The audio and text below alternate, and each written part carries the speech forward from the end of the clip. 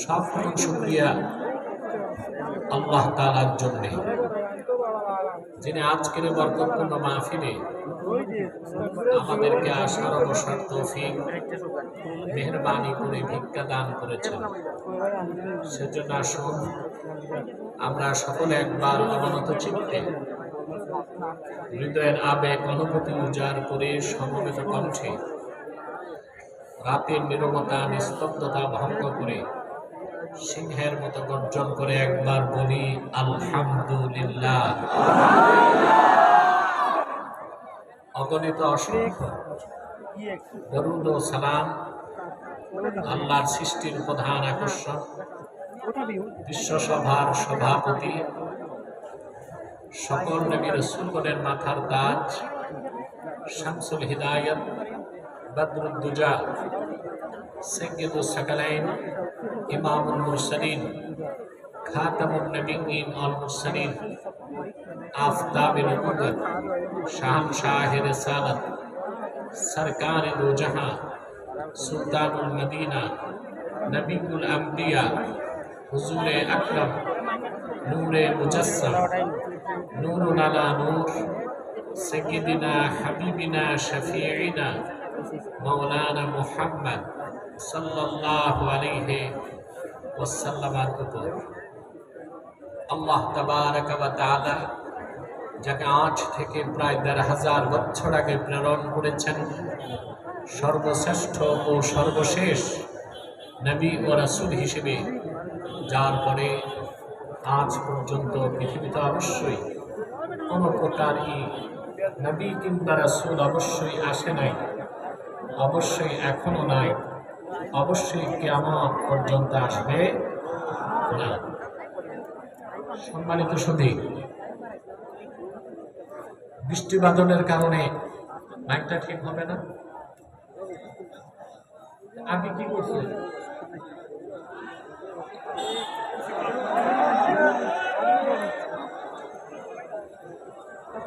হবে হবে, ধৈর্য ধরে, ঠিক হচ্ছে।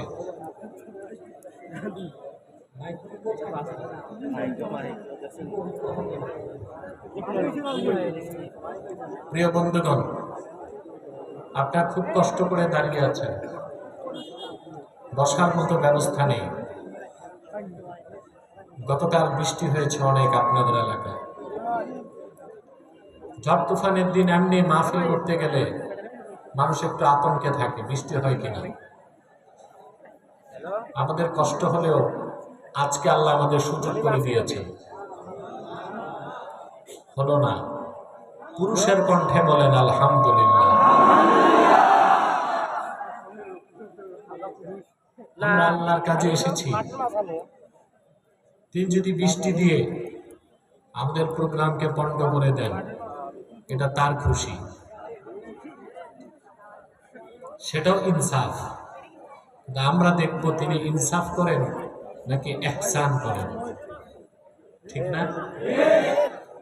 আশা করি তিনি আমাদেরকে দয়া করবেন, ইহসান করবেন। যেরকম একটি পরিবেশ সৃষ্টি হয়েছে, এক পাশে মানুষ, সামনে মানুষ, আবার পিছে মানুষ, কথা বলাটাও তো কঠিন। আপনাদের সহযোগিতা কামনা করছি।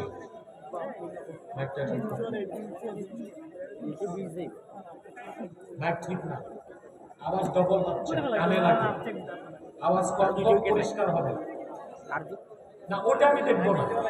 আওয়াজ কমায় দাও, কম আওয়াজ চলবে কিন্তু পরিষ্কার আওয়াজ। মাইকের ব্যবসা করো, এই টেকনিকটা বুঝো না? ইকো থাকবে না মাইকে, আমি কি গাইবো নাকি? ইকো বন্ধ করো, ইকো রিভার্ব দিলে সব বন্ধ, শুধু মাইক চলবে। আওয়াজ যেটা প্রতিবিম্ব হয় ওইটা কমাই দিলে হয়, পরিষ্কার আওয়াজ লাগবে। প্রিয় বন্ধুগণ, সূরা আলে ইমরান থেকে দুটো আয়াত আমি আপনাদের সামনে তেলাওয়াত করেছি, 30 এবং 31, 31 এবং 32। দুঃখ এবং পরিতাপের বিষয় আমাদের দেশে 31 নম্বর আয়াত থেকে আলোচনা হয়, কিন্তু ঠিক তারপরে 32 নম্বর আয়াত থেকে আলোচনা হয় না। কেন হয় না তা আপনারা একটু পরেই টের পাবেন। ভূমিকাতে একটি কথাই বলবো, খোলা আকাশের নিচে যারা দাঁড়িয়ে আছে, অনেকে বসে আছে, আমাদের নিয়মটাকে ঠিক করতে হবে। কিছুক্ষণ পরে আমরা মুনাজাত করে গুনাহ মাফ করে আল্লাহর কোরআন থেকে প্রয়োজনীয় সবক নিয়ে বাড়ি যাব ইনশাআল্লাহ। শয়তান বিভ্রান্ত করতে পারবে না তো? আমরা নেক নিয়ত করে শয়তানের নাপাক গালে একটা চপেটা ঘাত করতে চাই। আমরা নিয়ত করছি কিছুক্ষণ পরে আজকের মুনাজাত করে গুনাহ মাফ করে নিষ্পাপ বেহেশতি আল্লাহওয়ালা হয়ে বাড়ি যেতে চাই। কারা কারা দুটো হাত তুলে আল্লাহ তাআলাকে দেখো।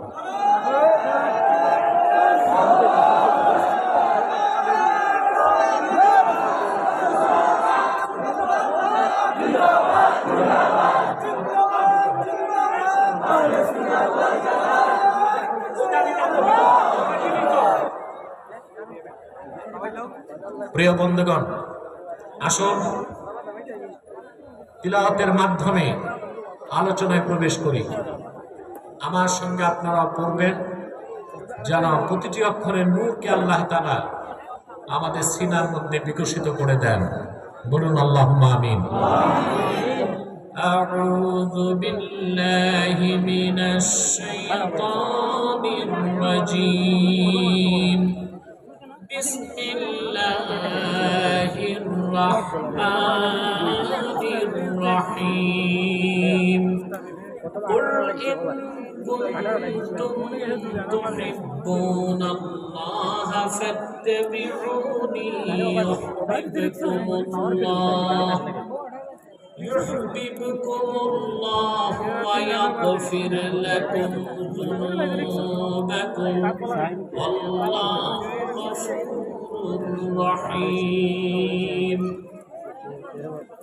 قل أطيعوا الله والرسول فإن تولوا فإن الله لا يحب الكافرين. আল্লাহ তাআলা বলেন,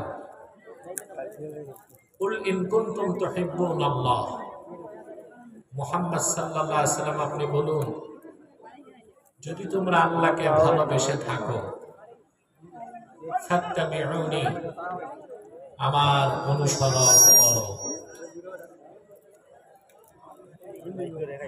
আমার অনুসরণ করো। আল্লাহকে ভালোবাসতে হলে, আল্লাহকে পেতে হলে কার অনুসরণ করতে হবে? আল্লাহর হাবিবের।